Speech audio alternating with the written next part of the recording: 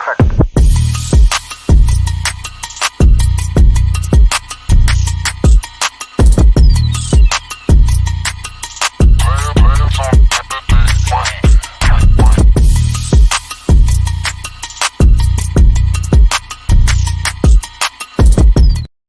All right, ladies and gentlemen, it's Monday night. Welcome to Cageside Live. My name is Eddie Law, brought to you by CagesidePress.com.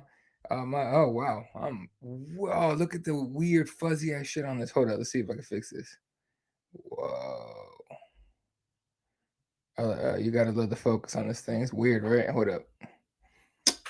All right, fuck it. We'll just roll with it. All right. Coming off the first weekend, the first UFC show of the year.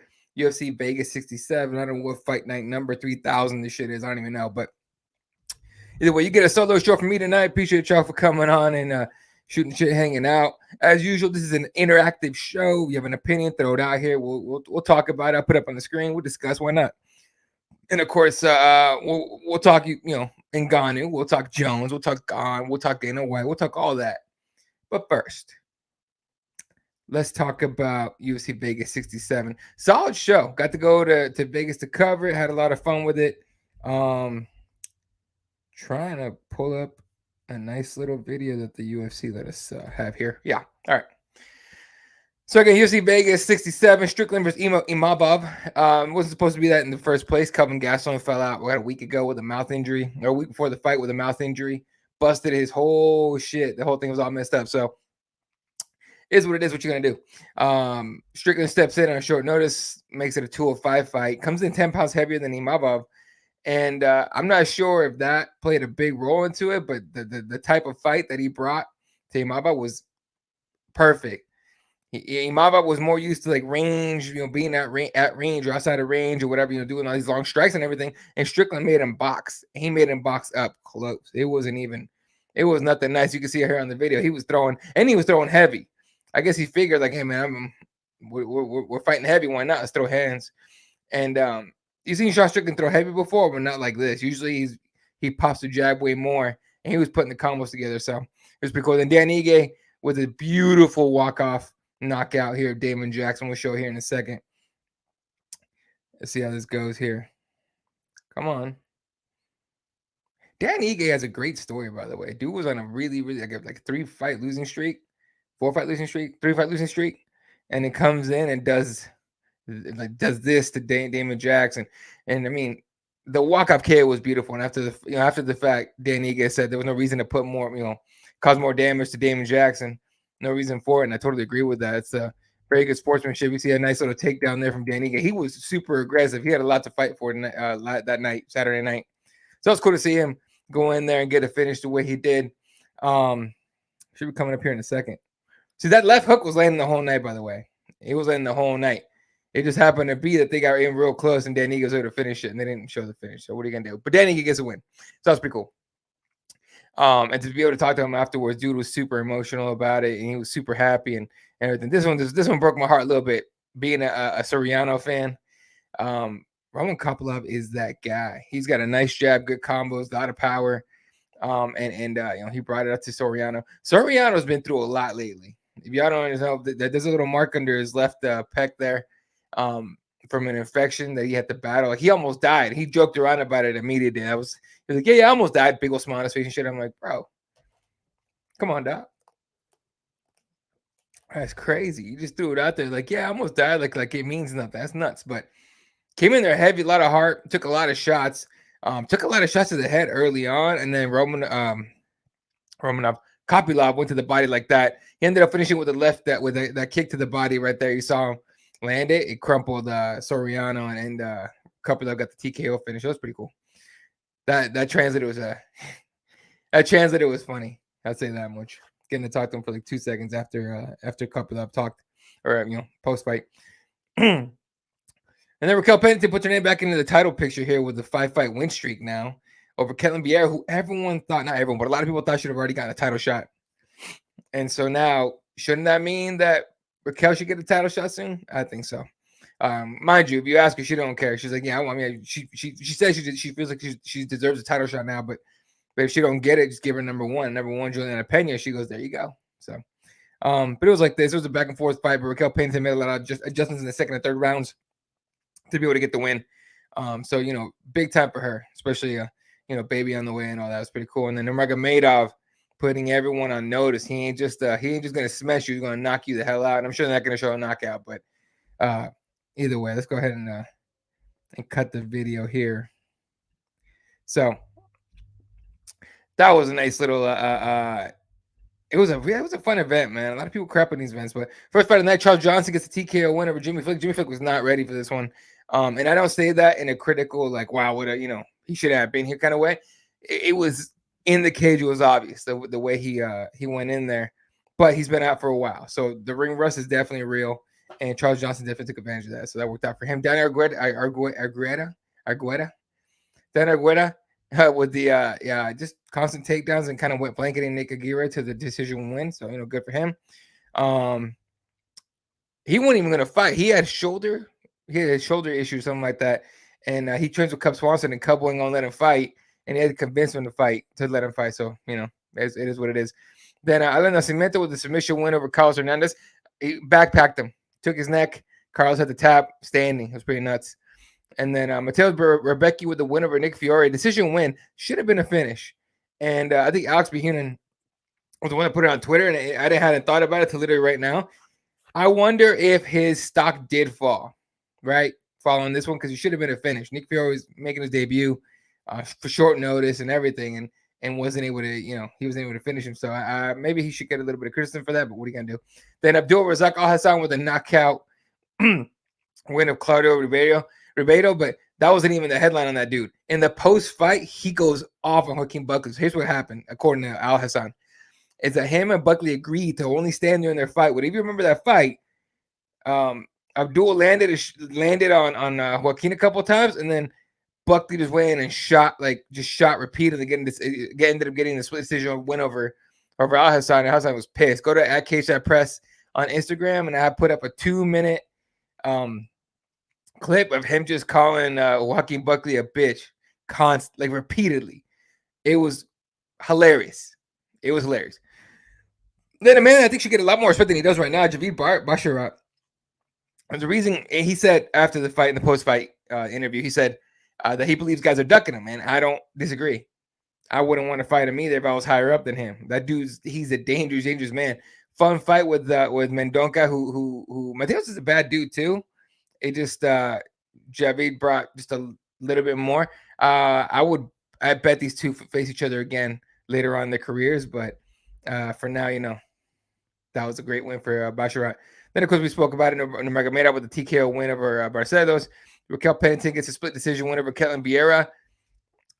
Roman Kopylov TKO win of Soriano with the body kick. Danny Ige with a walk-off knockout of Damon Jackson. And, of course, Sean Strickland with the upset in terms of, not in terms of ranking, because Sean Strickland is ranked higher, but upset in terms of coming in a week with a week's notice. So, and then he came in at the post fight with Sean Strickland. This is the second time I do that I've been in the media room when Sean Strickland's in there, and I gotta say, dude's fucking hilarious, but he's legit. He seems to be a decent guy. I mean, Chris Curtis was in there with us in the post fight, and they were going back and forth like they're buddies. So that was cool to see. You like to see those. That's what I like about being in the media room, getting to see the behind the scenes stuff, getting to see 278. Man, who's Connor's coach again? Ooh, John Kavanagh. Seeing John Kavanagh sit down in the media room, his fighter had already fought. She won her fight and everything. She had done her interview, but he sat down after she was done just to watch, because we had TVs and watching the fights, just to see the Jose Aldo fight. Like, that kind of stuff is pretty cool to me. I really do love doing this stuff, by the way. Like going in and doing media stuff and all that. That's a passion. That's a passion of mine. I enjoy it a lot. So I never take it for granted. But that's the kind of stuff that I like to see, of course. But Sean Strickland's legit, man. And then you got to wonder about Imavov, who's he got a lot of momentum and just ran into the wrong dude. Now, I don't blame him at all for taking the fight against Strickland. That guy was ranked higher than him. Strickland did it for a paycheck because he's a company guy. He's a good dude. But Imavov did it because, Strickland was ranked higher than he was, obviously, and a win over Strickland, who was number 7. The hell's going on here? Oh, who was number 7? Jesus, his sons are just in bad shape right now. Anyway, Sean Strickland, who's number 7, and Ibaba, who's number 12. Yeah, number 12. It would have helped him out get in there to the top 10, first of all, but also like be like a fight, maybe a set of two fights away from a title shot, or at least being in the conversation. Now he's probably going to drop to like 13, maybe 14. Maybe drop me. He might not. Who knows? But I want to see what he's going to do on the bounce back here. Shout out to everyone tuning in. Hey, Tank, what's good, bro? Let's talk about it. Throw in some comments. We'll talk. We'll go back and forth on it and have some fun here. But let's go ahead and move into the big topic of the week. Obviously, started off with this earlier on Saturday during the I think as the event was just about to start. It was just about to start. We're sitting in the media room, and we're all on Twitter the whole time too. So this pops up on Twitter. The image of Jones versus Gane on the screen of T-Mobile. And the first thought most of us had was that's got to be Photoshop, right? They haven't announced anything. Nothing's happening. Francis Ngannou is still the champion of the heavyweight champion of the world in the UFC. And then another picture comes out, different angle. We're like, oh, that's not Photoshop. And then a video comes out. Someone went down there. I must have seen it or something. Went down there and took video of it. By the way, the first picture was from Cyril Gane's brother, allegedly. So I'm not 100% sure on how valid that is. But when the video came out, we're like, that's 100% real. The UFC wasn't saying nothing about it. So that happens. Then Dana White comes in after the fights, right?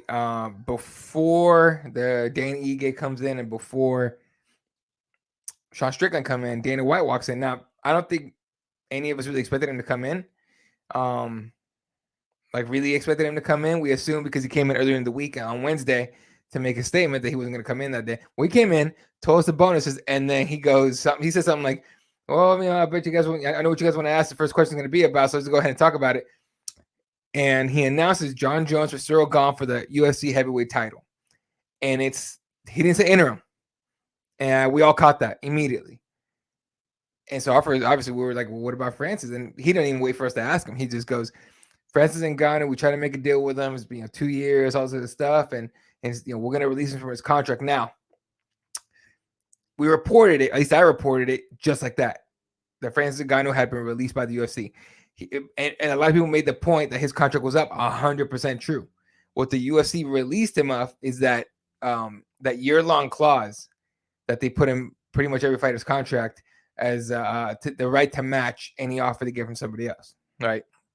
If you guys follow NBA, NFL, a lot of well, not NFL, but maybe NFL too, but NBA, they have when you're a rookie, you sign like a 3-4 year contract. Or you sign like a 3 or 4 year with like team options, all that kind of stuff. And then, but when you finally get over that last year, you're a restricted free agent, meaning the team has the rights of first refusal, or at least right to match the offers. Some teams will do it thinking that other teams, they'll let them go thinking, all right, cool. They're not, because most teams in the NBA will be able to offer their restricted free agents way more money in an extra year than other teams will, right? But if another team kind of pays less than you would, you match that. It kind of depends on how it goes, right? Especially if the player doesn't accept it. Well, the UFC is kind of using something like that, right? A fighter don't want to accept the terms of an offer or of an offer they give him and all that. Cool. Let's put in this clause in there to be able to match the deals. Whatever happened between Dana White and Francis Ngannou, or Dana White / Hunter Campbell, and then Francis Ngannou, his agent or his team and all that, was bad enough to where the UFC decided to release him. Now, if you listen to Francis Ngannou's side, and this isn't anything recent, allegedly he's supposedly he's gonna be on the Nosy show tomorrow. Yeah, free little plug for you there, Ariel.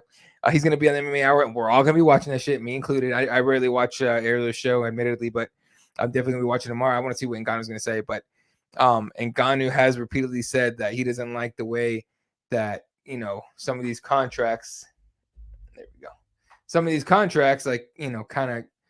They add these things and those things to limit fighters, what fighters can do, and then to be able to hold them, hostage and shit like that. So, taking all that into effect, all that into. Hold up, I'll talk about that in a little bit here. Let's keep this one up.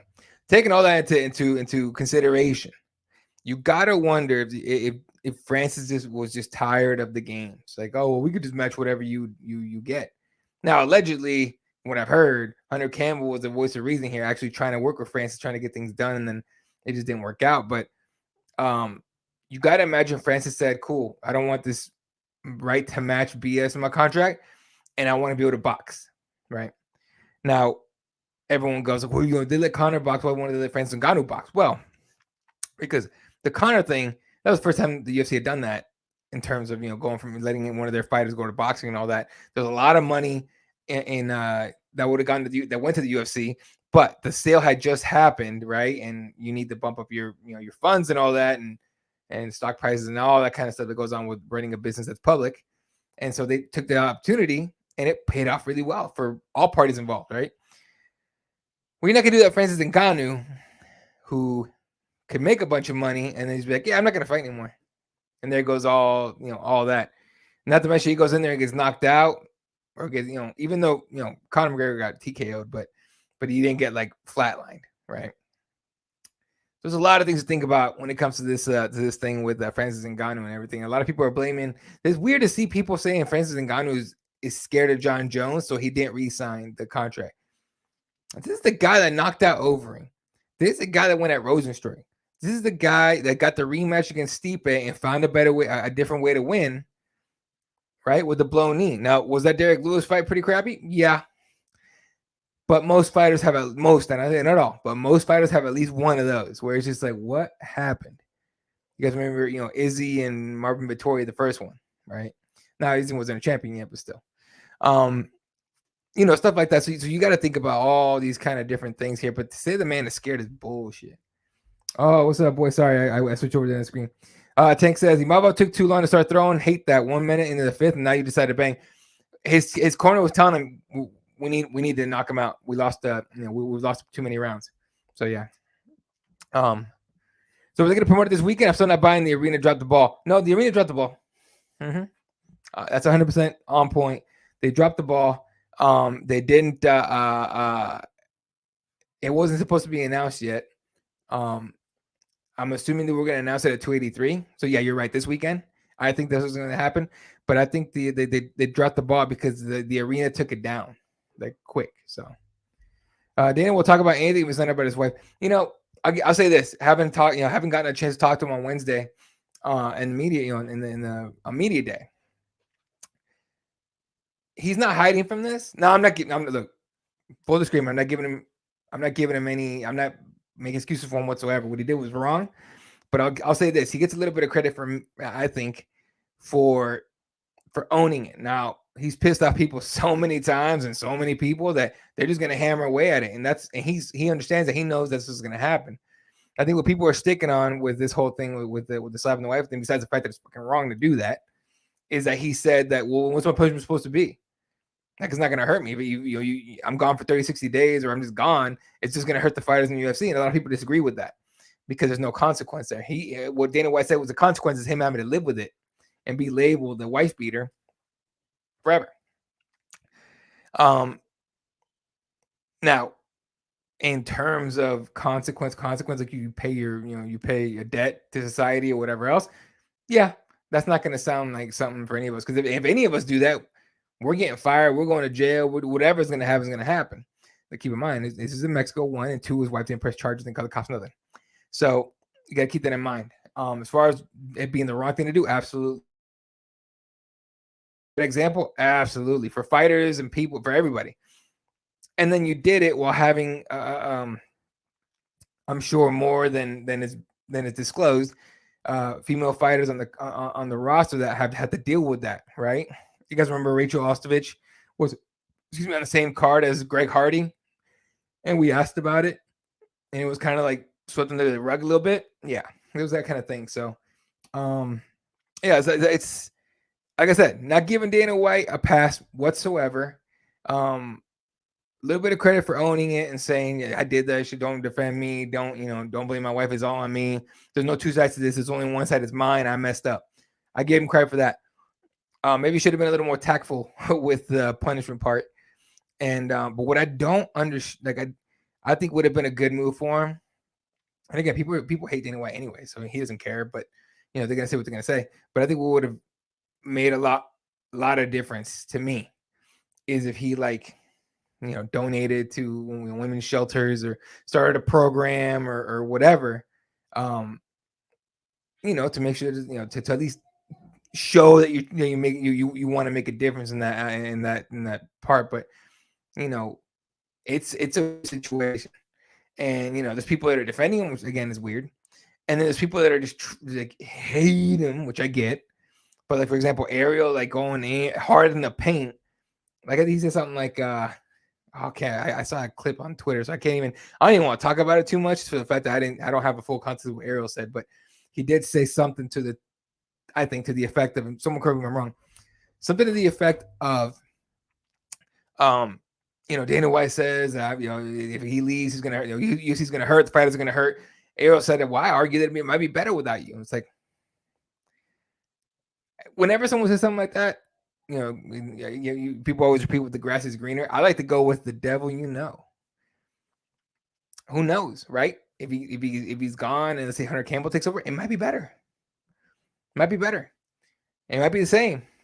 It might be worse. You never know, right? The devil, So it's the whole thing is really wild. It's really, really wild. Call that the monopoly clause. You can make an argument for that, but I don't understand why it's such a big deal. Like when Ariel revealed that Brock was going to fight, does it really matter? There's a lot of details that came out on that one. There's a lot of stuff there's some stuff in the back that I'm not gonna talk about, but it's not mine to talk about. But there's a couple stories that go behind that. One of them being that someone may have lost their job over that. But the UFC really wanted to surprise people. We saw the way that promo went for UFC 200, right? Where Brock was going to come in. That would have been a huge pop had it not been broken before, right?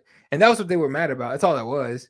Dana White constantly says, Ariel White, Jesus, that'd be wild if those two fused. Ariel Helwani is this piece of shit, whatever, which I don't, like I said, I'm not an Ariel fan, but having finally met him once and seen him, he's a decent guy. He was helping some of the young journalists and stuff around and talking to him, and you got to give him credit for that and being the first one and being the biggest name, obviously, in media and MMA media. But I'd like to see Dana White talk about those stories. Why not? So if he's that bad of a dude, put it out there. Texas, I think Francis is trying to get them Floyd type checks, and he should. He should try. He should want those checks. I don't know if he's gonna get them, but he should want them. I think Francis are trying to get the Floyd type checks. 100 M's hard to pull off in the streaming economy of today. Yeah, but the way I see who's these misfit dudes? I pay so little attention to this shit because it's just so weird.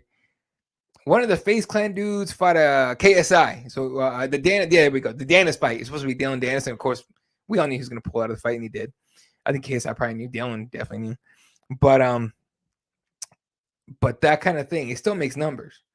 I'm not surprised, and as much as I get what you're saying, like in the streaming economy and all that, he's still going to get the bag, right? So if Jake Paul's doing it, shit, why not?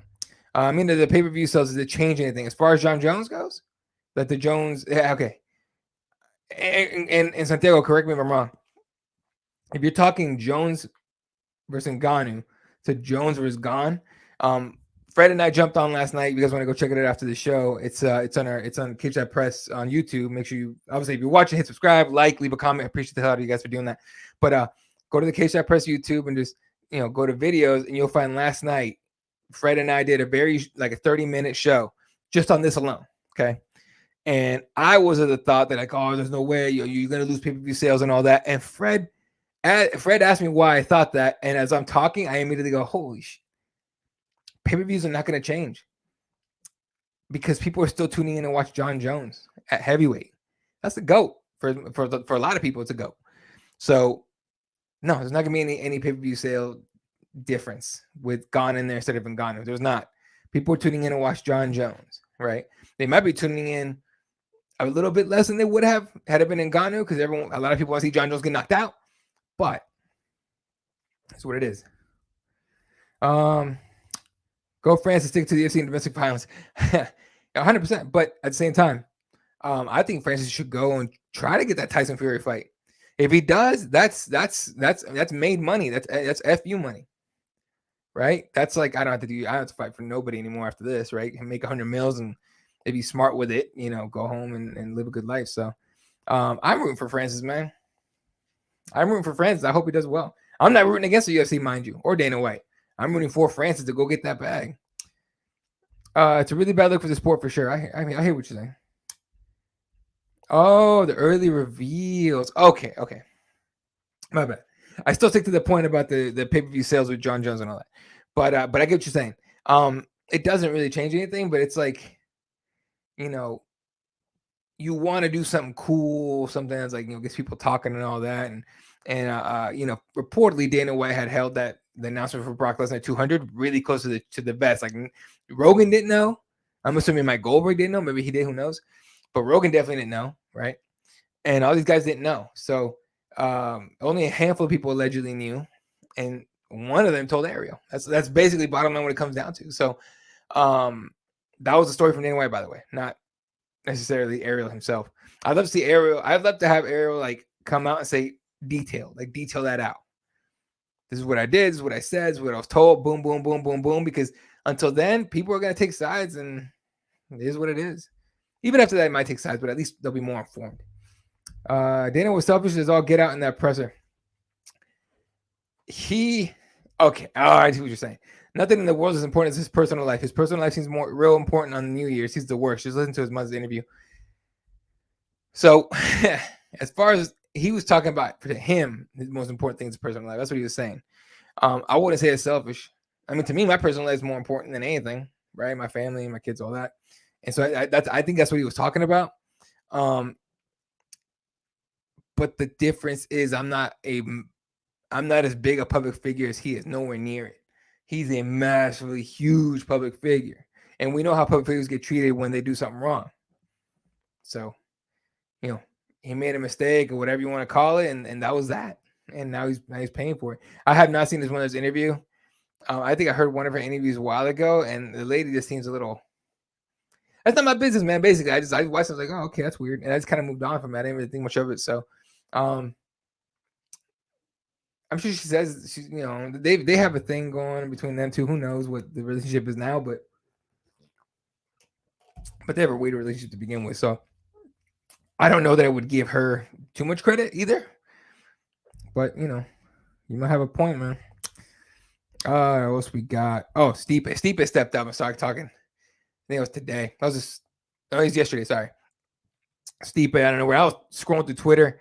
I think I was looking for something about the football games, and just trying to see what the time to start. Which, by the way, Bucks Cowboys on right now. I'm not even looking at the score, but I'm assuming the Bucks are winning. But who knows? But Stipe had tweeted out maybe like 10 minutes before I saw it. March 4th, I like it. I got the win in July. So now Stipe out of nowhere starts talking, and a couple tweets under his or above his and your ones, someone said, "Oh, Ngannou leaves the UFC, so now everyone's talking." Maybe Stipe didn't want to fight Ngannou again. Who knows? But I think he would have taken the fight, mind you. I don't think Stipe would have been like, "Yeah, I'm not fighting Ngannou again." I think he would have taken that fight. But now it's a little more interesting, I think, in my humble opinion. Let's see what we got here. Sorry, my boy Jay Anderson, Cageside Press. He goes, just got in the door after way too much sushi, and now I'm hungry. Thanks, Jay. Appreciate it. Mind you, I'm kind of a weak ass when it comes to sushi. I don't like all of it. I like the tempura stuff. I think I forgot the name of the rolls that I like that aren't tempura or whatever. There's like 2 that I really like that I'll eat, but after that, it's like just the thought of eating raw. Yeah, to me, it's kind of weird. But I love a good Vegas roll. I'll give you that. I'll tell you that much. So anyway, Stipe wants the winner of Jones Gane. Will he get it? Doubtful. Been inactive for a very long time. By the way, Dana White did say that Stipe has some stuff going on. We're assuming personal stuff going on. So he's probably not gonna, that's the reason why he didn't say it very much. And then out of nowhere, he just tweets this out. March 4th, I like it. I got the winner in July. If it's Gane, yeah. If it's John Jones, unless Francis comes back to the UFC, who else are you gonna throw in there? I mean, you could throw Curtis Blades if you want. You could put I would have loved to see Tom Aspinall win his last fight against Curtis Blades and then have him go against John Jones. That'd be dope to see. Other than that, man, I don't know. What do you guys think? I'll go back to the comment box here. Fry that sushi. Boy, I know nothing about cooking, bro. I'm not gonna lie to you. I can grill a good carne asada. That's about it. That's all I got for you. And burgers. What else we got? And then Francis posted this message. He put on his Twitter. It wasn't a message. It was a video of MLK, but with the tweet "Happy MLK Day, y'all," with the fist raised up, and it's a free at last video. You guys know that it's iconic. So you can see it's a veiled message in there, right? Free at last. He ain't have to deal with the UFC anymore. He's not for a while, so we'll have to see what happens with that. But it's a wild for a fight night where you weren't expecting anything to happen. That was a crazy thing to witness, honestly. Like, seriously, I mean, it's fight night, but we're not expecting anything crazy, right? Like, we're going to talk to fighters and all that. Then Dana White pops in on Wednesday for media day and, tries to make sure that the focus is on the fighters and not him. Then he comes in on Saturday and breaks all that kind of news. And only because T-Mobile screwed up. That was not supposed to go down that way, I don't think. And again, you guys could be, I know some people don't believe that, and you could be right. I just don't. I don't see it that way. I think it was a screw up, massive one, mind you. Like, that was a bad screw up. Let's just say that much, because that was rough. We're looking at a little couple messages here on. We'll have on Facebook too, by the way, just in case you're wondering. I hate hitting the play video because there we go. All right. On anything, because I hear my own voice and it trips me out. Anyway, so that's what happened on Saturday. Overall, man, it was a great event. It was a really fun event. I enjoyed it, but I enjoy most fights, man. I watch every single event. I don't do as much as Caposa does. Caposa does like all the Jesus, it's loud. All the Russian events and all that kind of stuff. Caposa will put us up about like car jiu-jitsu. That's why I love going to his account, because that dude puts up everything. So so there it is. All right. Moving on. Let's talk about the next event. First pay-per-view of the year. UFC 283, Teixeira versus Hill. Why does that say 2? It's the second time they fight, is it? That's weird. All right. Yeah, this is a big fight right here. Davis Figueroa versus Moreno. But let's go over the whole entire card before I get out of here for the night. By the way, we'll be back on Friday night. Myself, Fred Kirby, Keyboard Warriors. And again, we had a video last night. Go check that out. And then, of course, we did last Friday night from my I was in my hotel in Vegas, and he was obviously in Ohio. First fight of the night, Simon Oliveira. Now, mind you, this is if no one drops out. Simon Oliveira against Daniel Marcos, the undefeated, making his debut in Brazil, in Rio. Then Josiane Nunes against Zara Farn, women's featherweight. That's a weird one. Because we still, who's in that division at this point? And then Warley Alves against Nicholas Dalby. That's low-key going to be a good one. Ismail Bonfim against Terrence McKinney. I've been waiting to see Terrence McKinney get that. I hope McKinney gets some crazy knockout and somehow gets the Patty fight. They're not going to put Patty in a position to get knocked the hell out. I don't think, not yet. But I would love to see Terrence get that fight. Not because I want to see Patty get knocked out, because I think it would be a big fight for both guys. And then Cody Stamen against Lawrence Lacerda. Keep getting messages, folks. Hold up. Oh. And then, all right. Then we got hold up. Oh, the brothers are fighting. I did not know that. Gabriel Bonfim against Munir Lazez. Then this one's good. Shamil Abdurakhimov against Jatan Almeida, who's going to be fighting a heavyweight now.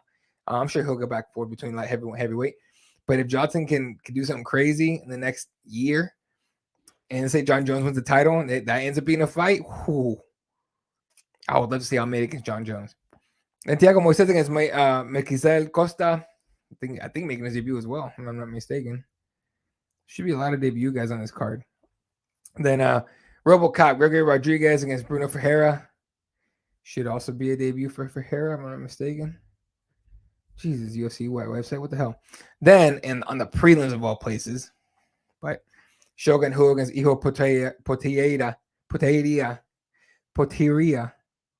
It's not Brazilian. Why am I doing that potato shit? But anyway, last fight for Shogun is a retirement fight. I know Jamal Hill wanted that, or someone else wanted that fight, and then we were all like, no, let Shogun go on somebody else. Now I would love to see him on the main card, but it is what it is.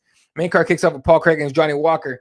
Paul Craig's Paul Craig. That dude's a bad dude, and then Johnny Walker had his last fight was pretty impressive. Got a finish and everything, and just got married. There's a lot of momentum going. He's taking it super serious and everything. It's I think people are overlooking that one a bit. So I was either Noah Murphy against Jessica Andrade.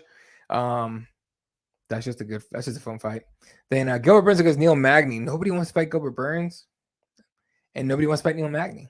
Neil Magny just finds a way to just grind fights out that you don't think he's gonna win, and you low key want the other guy to win, sort of just to see what they do. But Neil Magny let's just spoil the party for a lot of guys. So Gilbert Burns ain't afraid of nobody. So the Hamzat fight, of course, is gonna take the Neil Magny fight. It is him fighting down, but again, 4 and up don't want to fight him, or he already fought him. So is what it is. The first big fight of the night. And to me, this is the real main event, personally. And I think a lot of people will agree with it, actually. The unification of the flyweight title, Brandon Davison Figueiredo against Brandon Moreno, number 4. And it's the first number 4 that none of us have any problem with, I think.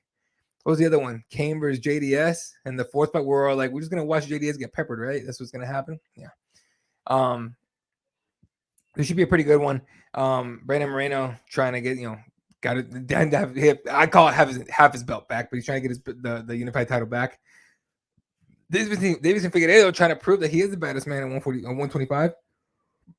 Whether or not it's going to happen, we'll find out. But I haven't made my pick on this one yet. But if you can see the odds in there, they're dead even. They're that good. Those two guys are that good. Flyweight used to be the crappy. A lot of people's opinions. We used to be the crappiest division in the UFC, and now I would say it's one of the best ones in the UFC easily. Everyone at 125 is a killer. Everybody. So that was fun. And of course, main event, Glover Teixeira against Jamal Hill was supposed to be Glover Teixeira against Yuri Prochazka. No, this was supposed to be way back. That fight fell out. Right? I'm so out of it, guys. I'm sorry. But the reason that we got Ankalaev versus Jan Blachowicz for the title is because Yuri got hurt and then vacated the belt, right? Well, then that fight goes to draw. And according to Dana White, they made this fight like in the 3rd round, 4th round, whenever. Basically Dana White said he tuned out. So when he got to a draw, he was like, cool. Now, when he said that whole he had tuned out, he's already making the other fight. When he said that, a lot of people started going like, oh, speaking of rigged. Now, I don't know that it is or not. I don't know if they just got really lucky that it went to a draw, but it makes you wonder. And then in the days of James Krause and stuff like that, who knows, man? This is getting weird. But Glover Teixeira, Jamal Hill. Jamal Hill coming in with a lot of momentum. Glover Teixeira with a ridiculous amount of experience. It's gonna be a fun fight, I think. Glover's got hands too, but that ground game's nasty. So we'll have to wait and see what old man Glover does. Let's see. Oh, we got more comments. Hold up. Texas Eddie, did you see that slap fight video on Twitter today? I don't think that was Dana's promo, but goddamn, that was gnarly. Oh, the dude's face. Okay, if you guys haven't seen this shit, oh my god, just go on Twitter. It's you know what? Fuck it, I'm gonna pull it up. I'm gonna pull this shit up because holy crap, that made me think twice. Hold up. Here we go, slap fight. Let me see if I can find this dude's face. By the way, he won the whole thing. Hold up. Let me see if I can find. I want to find the still picture of him, but if I gotta put the video on here, I don't think anyone will care. Get all right. Okay, here's the video. Screw it. We'll put this up. Hold up. Okay.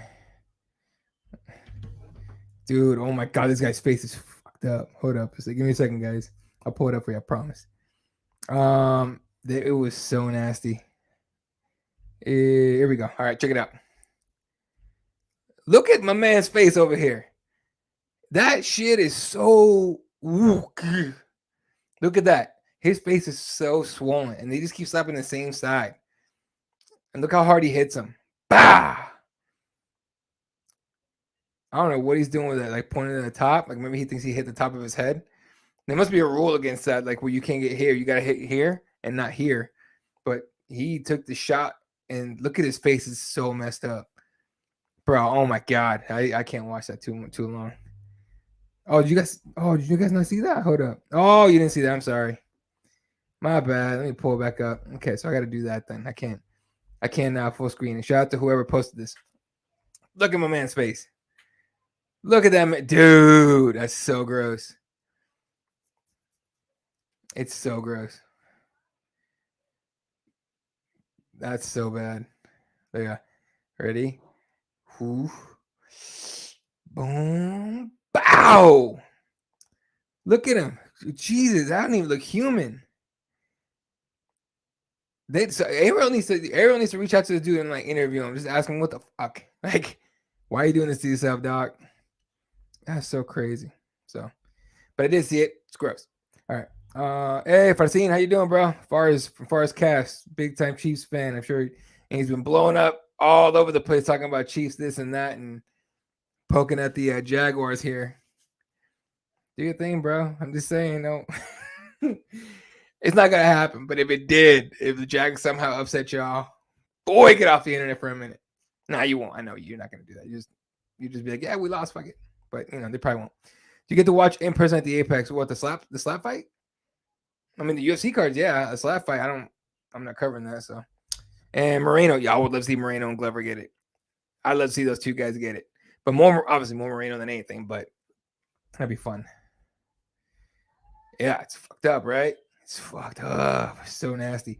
Apex is so much money. Apex is expensive as hell. Those tickets.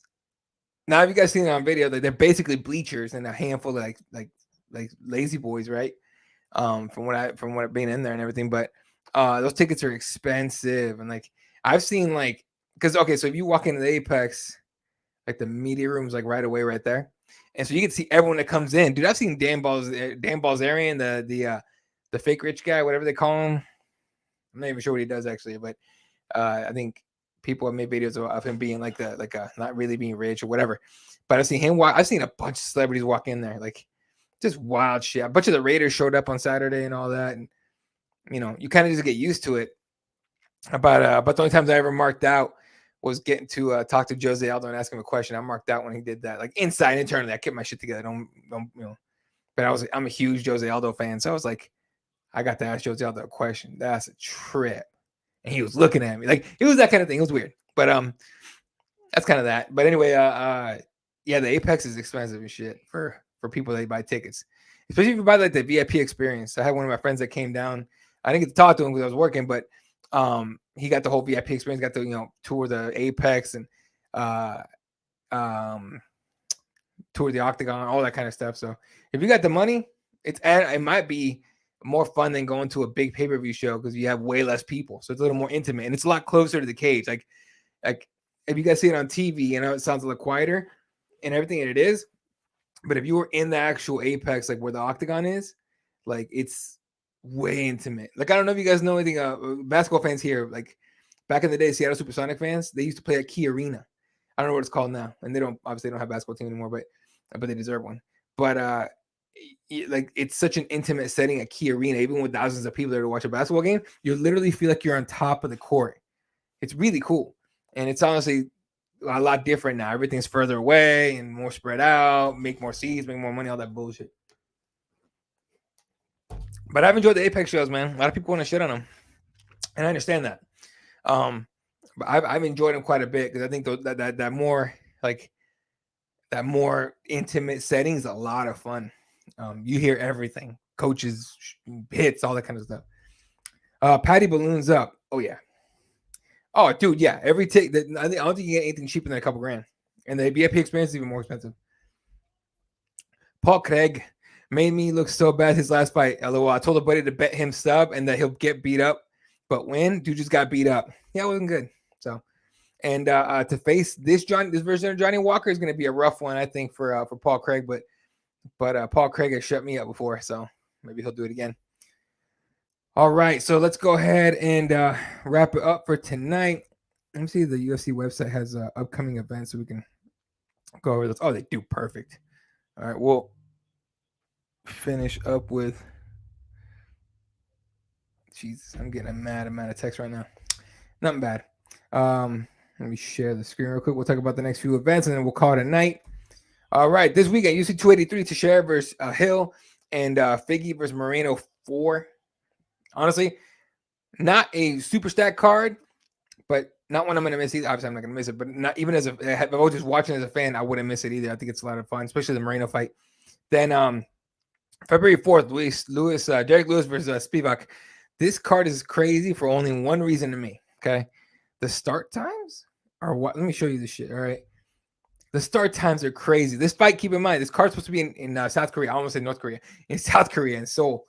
And I think Korean Zombie got injured, and because they didn't have anybody local to headline the event, they moved it back to the Apex, but they did not change the time slot. I'm assuming it has to do with ESPN.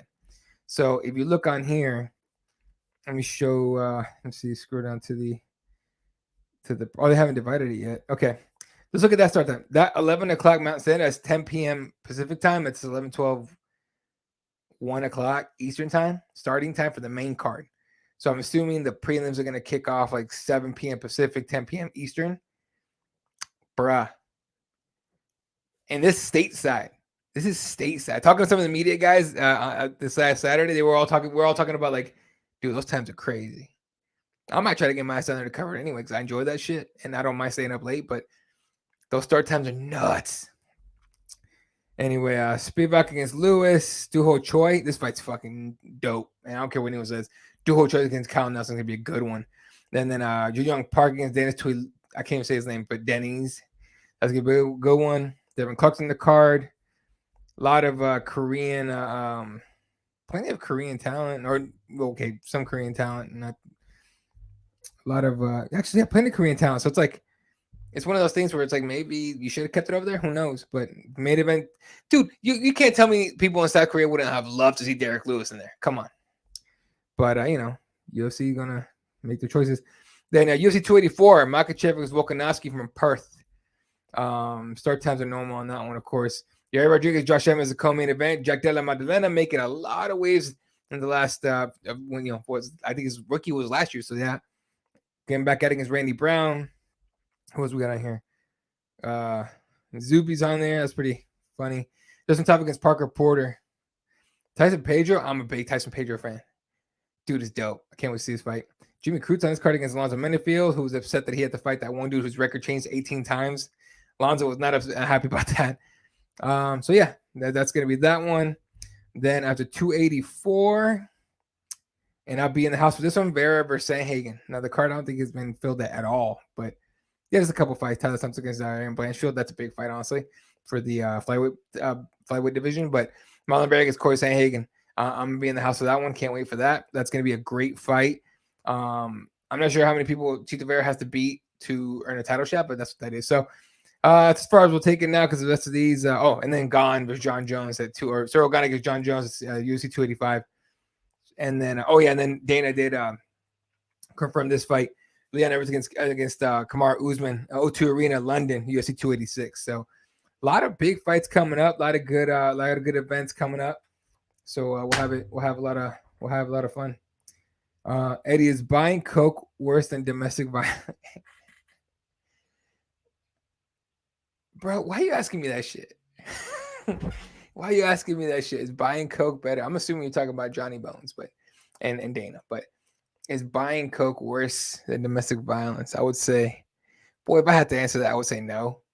Because you buy coke, you're more than likely just hurting yourself, and you put yourself in jail. Domestic violence, you're hitting somebody else. So, goddamn, Tank. Both arguably terrible. One made a president of ESPN lose his job, and one has zero repercussions. I see what you said. I see what you did there. I see what you did there, Tank. All right, y'all. That's gonna do it for me tonight. Appreciate the hell out of you guys. I know solo show. But Monday nights are rough on everybody. It is what it is. I'll be back Friday night, myself, Fred Kirby. If anything pops up in between there, maybe we'll do KW Shorts, Keyboard Warrior Shorts, which we did last night. Again, check that out on the videos at Cageside Press YouTube. Shout out to everyone that tuned in. Appreciate the hell out of you guys. Oh, hold on, I put the wrong thing up. CagesidePress.com, of course. Oh, wow. What do I have these on here? Give me a second, guys. I don't even know if I have any banners for this. I do not. Okay. I'm at Ep.28. You guys see my screen name there. At Cageside Press on everything. Instagram, Twitter, Facebook, even YouTube at Cageside Press. Go to at Cageside Press on YouTube. Check out all our videos and stuff like that. We have all the post-fight stuff and the media day stuff in this last week. Clips, shows, interviews. We do everything. Tell your friends, subscribe. Tell everyone to subscribe, like everything, comment. Appreciate the hell there. All you guys, Tank as always, appreciate you. Santiago, thanks for tuning in. Farzine, good luck to your Chiefs. Everyone that tunes in, we love the hell out of you guys. Hit the like, hit the subscribe, tell your friends about us, leave a comment. For myself and the entire crew over at Cageside Press, you guys are dope as hell. We love you guys. Catch you guys on the next one. Have a good night.